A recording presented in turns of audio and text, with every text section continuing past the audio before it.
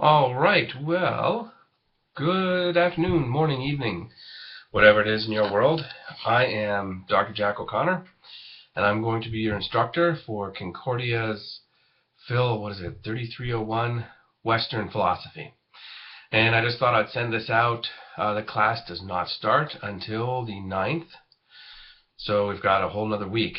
However, I thought I would at least give you a bit of a heads up, tell you about some of the textbooks, because we've only got 5 weeks to talk about a lot of stuff. So my intent is to have you ready for day 1 on the 9th so we can get right down to business. So let me introduce some of the texts. I only have 2 of the 3. I didn't choose the text, the school did. So I don't have the 3rd one, and if they don't get it soon, maybe we might not have it in time for the course, but that'll be all right. Here's one text. It's called What Does It All Mean? Thomas Nagel. This is a very thin book.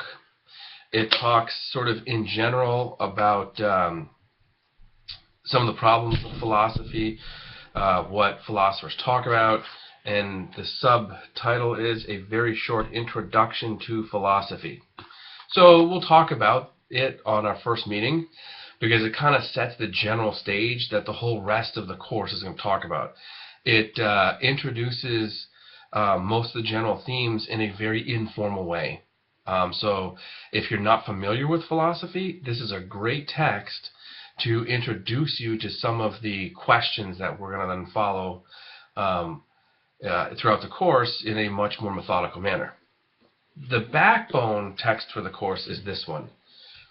It's called An Illustrated Brief History of Western Philosophy by Anthony Kenny.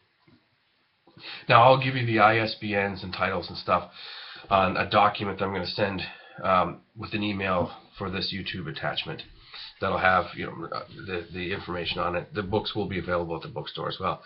But I want to ask you to get them and have them ready for the first day of class. This textbook follows chronologically the tradition of Western philosophy. There's a difference, obviously, between Eastern and Western philosophy, and there's only so much you can cover in an introductory course, so we're going to stick to Western philosophy. It starts in the ancient period, and it moves through chronologically to the late modern. And we will look at not the whole text, obviously. There's only so much you can do, right? But I have a detailed reading list of the particular things that I want to spend time on. Now, how I'm anticipating the class is going to go is essentially this. I'm going to ask you to have the readings done for that Monday, and then that Monday when we meet, we will discuss the readings, because this stuff is not easy. I don't know if you've ever taken a philosophy course before, but it can be kind of abstract and esoteric. So I don't expect you to have everything understood when you read the stuff. I'm going to think of the classes as more like workshops for the readings, but I want you to have gone through it before you show up. And then what we'll do is during the class we'll workshop, and I know that many of you guys will have the same reality, right? Hence, the night classes from 6 till 10 p.m. I know you'll have kids and jobs and stuff too, so I'm trying to make this as painless as possible, yet also I do want you to get some good stuff out of this course. Philosophy, I know, is not tops on people's career list, and I know that very often people would be like, why do I have to take this? But one of the points that I'll make in class, I'll make it here too though, is that something like philosophy is the point of education. It used to be that all you studied was philosophy, and everything that's now employable used to be a branch of philosophy.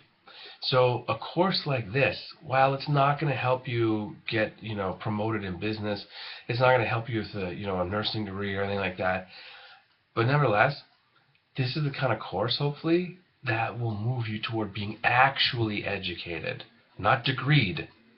There's a difference between having a degree and having an education, and that's one of the things we'll talk about in this course. But anyways, so the way we'll do the courses then is the classes will be workshops. And the way I'm going to evaluate you is we'll have reading quizzes that will be based on the readings from this book.